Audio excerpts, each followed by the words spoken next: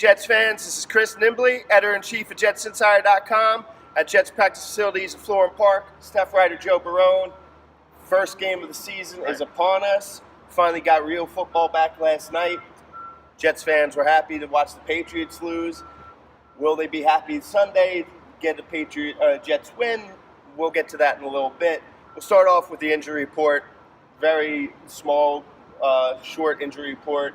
Montez Miles will be out still for another week or so with that fractured orbital bone, and Jordan Leggett is going to miss the game as well. He didn't practice. Everyone else is full go. So it's on to Buffalo, right? On to Buffalo. We got an interesting game. Two teams maybe jockeying for the number one tank spot going there. Bills doing it a little bit better so far.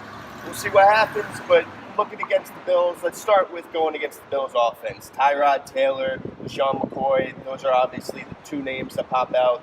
The ones that the Jets defense players are worried about the most. What are your thoughts on how the Jets defense could match up against them? Well, we think that the Jets defense should make an improvement from last year because they were not good at all. Yes. Okay, that's just saying it bluntly.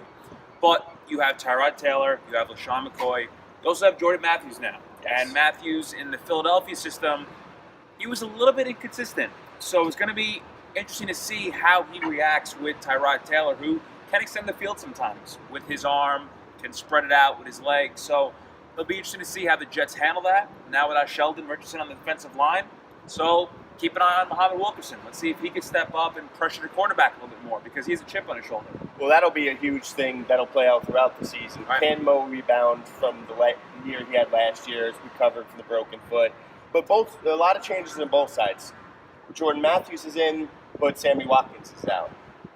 They have the rookie Zay Jones. No Sheldon. Now we got Coney Ely in. So a lot of different moving parts. As much as they will miss Sheldon, and as great a player as he is, it's possible to miss him. Still with Muhammad and Leonard, it frees up that logjam at least.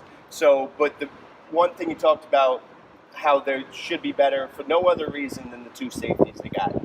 You're going to hit bumps in the road with two rookie safeties. There's two ways about it. But considering the amount of deep balls the Jets gave up last year, you would think that would be a huge concern going against the Bills with Tyrod creating a little extra time and then taking shots downfield. You can expect that the Jets will be better on stopping those deep balls than they were last year, which should help the offense out too. And speaking of the offense, the Bills defense going up against Josh McCown. That's right. And now there are some veteran receivers. Over the last couple of weeks, they've added Jermaine Kearse, Jeremy Curley, but still a mostly young core. We'll see how the reps play out. But what do you think about the Bills matching up against the Jets offense? Well, I have a question first. Do you think you're more excited to see Josh McCown in Week 1 or Ryan Fitzpatrick from a year ago? Oh, well, geez, that's I wasn't very excited for that. Okay. So that's yikes. I don't know. All right. Well, you got Josh McCown, and you have Jermaine Kearse now, and you have Jeremy Curley, and those are your two wide receiver threats. And we were talking about this earlier about maybe taking reps away from the guys that we want to see and see get more development in Robbie Anderson, in Ardarius Stewart, and Chad Hansen. Those three guys are the three young receivers who we want to see them be the core with Quincy Nunwa in future seasons for possibly Josh Allen or Josh Rosen or anybody. Right. And basically, we want to see them get reps. But now that they have those veteran receivers, let's see if McCown can spread the field with them. You have two running backs as well, Forte and Bilal Powell. It'll be interesting to see how many reps Kearse and Curley get right away. They've been here a very short amount of time. So do they ease them into it, or do they just go out there with Hansen and Stewart and Robbie Anderson as their top three receivers? So I do think the additions of Curley and Kearse do help bolster the receiving core right now. They improve the receiving core. There's no doubt about it. I don't think it improves them enough to really make a dent in how the season's going to go. It's probably going to take some carries away, but it's a long season, or some touches and reps away from the younger guys. But it's a long season. There's plenty of reps for them to go. So if the Jets manage it right, then there's nothing to worry about.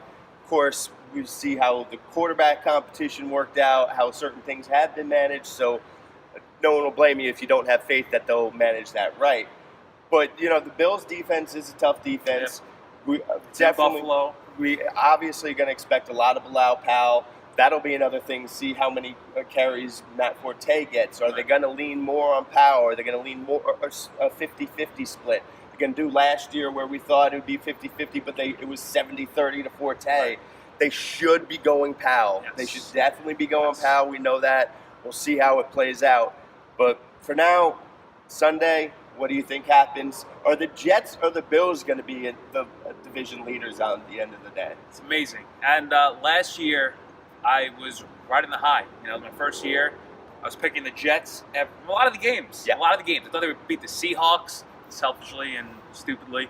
But right now, I'm going to have to go with Buffalo. And I guess it's just a smart choice. It's a safe choice just to get this record at 1-0 for me. But I do think it'll be a 16-13 game. I don't think there's going to be much offense. Yeah. It's opening day, so maybe we'll see some flashes. But keep an eye on the rookies. I like the safeties. I'm going to see a lot from Powell as well. Yeah, gamblers, go ahead and take the points. I think the Jets will end up covering with the spread. Right. But it's really hard to pick against the Bills in this situation with the way that the Jets' offense has kind of struggled throughout the preseason, with McCown getting the first drive of preseason to not until the fourth game of preseason. Then you had 2 new receivers at the last minute. I think the Jets can beat the Bills later on in the season because there's really not much difference talent-wise between these two teams. They're 2 of the worst teams in the league. But this game, week 1, I think the Bills are more prepared. It's in Buffalo. I think the Bills win. 16-13 sounds good. 17-14, 13, something along those lines. I think the Bills win, but the Jets cover. So if you feel like gambling and you want to squeeze out a Jets victory of some sort, go ahead and take those points. Yeah. But for Joe Barone, this is Chris Nimbley at JetsInsider.com. Be sure to check out JetsInsider.com for all the latest breaking news on all things Jets.